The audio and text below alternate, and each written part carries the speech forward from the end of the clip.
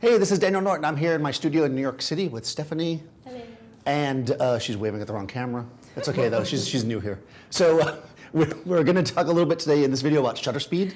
I feel like people are always talking about ISO, especially high ISO cameras and aperture, wide aperture. People get really excited about that. Shutter speed, nobody seems to care about. So I decided to give shutter speed some love today, and we're gonna do some fun shots with some movement, and some not movement. We are going to ultimately use a flash too to kind of mix it together, but we're going to start off just with the natural light that's coming through the studio. So I'll have you go down to your spot. Okay. I've got the Hasselblad over here, the new X1D, and I do have my Profoto controller on top, although I'm not using flash yet. I'm just going to use the available light. And basically I'm set up here at about a 60th of a second at ISO 200 f4. And keep in mind, this is a medium format camera, so f4 is pretty wide on this. Good, so you're gonna remain somewhat still. This looks nice. Okay, so this is just the window light coming through, nice and even on her. And she's staying relatively still, so it looks pretty sharp, right? But even at a 60th, if she moves around a bit, she'll be blurry on some level, right? So go ahead and like spin for me, right? So if she's spinning around and doing some movement, right, we've got blur, even at a 60th of a second, which is relatively fast. For a sit-down portrait. Now that doesn't mean you can't do it. In fact, you can actually do this to some great success. And it's not terrible, and we're trying to get movement. So let's play around actually a little bit with movement. Let's have you maybe do some. And again, I'm at a 60th, so it's not super blurry. So you can see we're doing some fun spin shots here. And again, depending on what you're doing, again, it might be a little too blurry on her. We can actually fix that a bit with flash, which we'll deal with in a minute, but first I think I want to continue with our blur, just working with natural light. Let's say instead of being a little bit blurry, let's make it a lot blurry, right? We can actually play around a lot with our shutter speed here. We're gonna go, let's see, right now I'm at a 60th of a second. I'm gonna go to half a second. I'm just gonna jump that far. So in order to do that,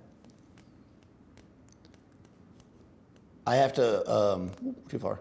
I have to close down my lens, which is also gonna help because when somebody's moving around in my shot, right, they're gonna go in and out of focus. So by closing down to like f22-ish, that should keep her in focus. Let me just do a test shot first to see what it looks like.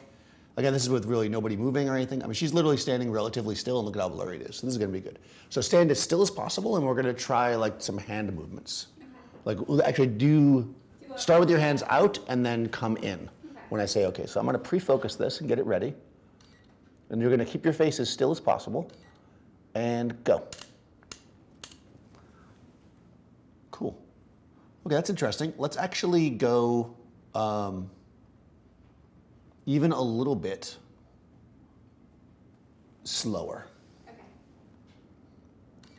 Okay, here we go, and go. Nice. Cool. So we can see this is getting like cool blurry hands. Just try to keep your face as stiff as possible. That's the hardest part of this whole thing, is keeping your face stiff. And go. Nice. So we're getting some fun stuff here. So there we go. Her face is pretty stiff there. And we've got some kind of cool blur. We can see through her face. Kind of like the body looks cool. I always really love these. I just feel like at this point, I'd love for her to be a little sharper. And the way to achieve that really is flash. I mean, that's the key way to do this. And what I'm going to do is I'm going to take my Profoto flash and bring it in. Keeping in mind that I'm at f22, so I'm gonna have to use a decent amount of flash here. I don't want it to seem super unnatural, and the light's coming from the window, right? So I'm gonna actually put the flash over by the window. Keep it easy, right? Gonna point it at her. I'm just gonna bring this thing in, turn it up. So right now, I've just got it in a softbox. You could also use an umbrella. And what we're gonna do is meter it.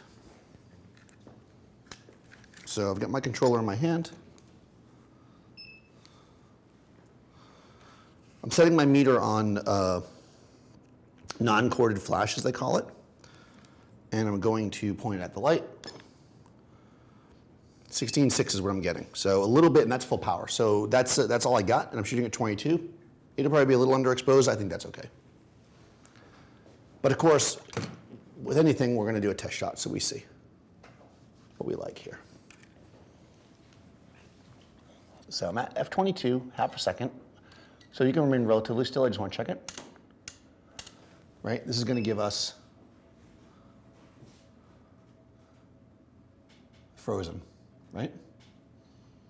Actually, it feels even a little bit hot. So I'm actually going to turn the flash down a smidge. Let's see what this does. Nice. Cool. I feel like that might actually be the ambient light that's happening now. Whenever you're working with ambient light, you have to keep in mind that it's changing. So I'm actually going to make my shutter a little bit faster. I'm going to go to a quarter of a second, let's say. And this is all just about balancing out our exposure. That's cool. There we go. All right, so now we'll do the hand thing again, exactly like we did before. So bring your hands up, and when I tell you, you're just gonna move them in. And go. Nice. Now we've got nice frozen face with the blurry hands, but actually we can probably bring the hands, let's start the hands closer so you can get them in. There we go.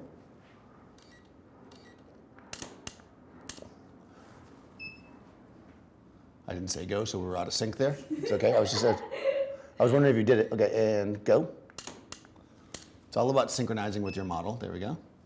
Now we're getting nice blurry fingers. Actually, so let's do this now. Like go like a sweep instead of just straight in. Yeah, exactly. Let's try that. And go. Well, that's kind of fun, right? Now she's got a lot of fingers. Cool. So that's kind of like a pop and blur technique. Now let's go back to our original setup where you were spinning around. Let's see what happens when we do that. Okay. All right. So, and go. Now when I'm doing this, I want to make sure that, oh cool, okay. So make sure you try to look at the light when you come around to that side. Good. Again. Good. So what I'm trying to get here is this frozen image, right? With the blur, kind of this like blur coming over it, which is kind of really cool. And you get this almost double exposure on the background, which is really cool. Try to actually now keep your face straight towards the light and just take your jacket and like whoosh. Okay. Yeah, that's a technical term. And go. Right, now we can create, right? We're getting this cool movement here. Wow, it's like your face is like this glow. It's really cool. All right, let's try it again. Actually, let's do it up though instead. I think it's cooler. So I got excited over there. And go. There we go. Oh, that's kind of cool. All right, one more like that. So off. And then go. Right? So we're playing around with the shutter here. We're getting these cool blurs. And you know, she's staying relatively flat because of the flash is keeping her relatively stiff. All right, and again, I can kill the flash for one last one. Let's do a really another spin, and I'm gonna go, because now I'm doing a spin at a quarter of a second, so it's gonna be really, and go. And the other thing I did there is I moved the camera. Maybe I will use the flash.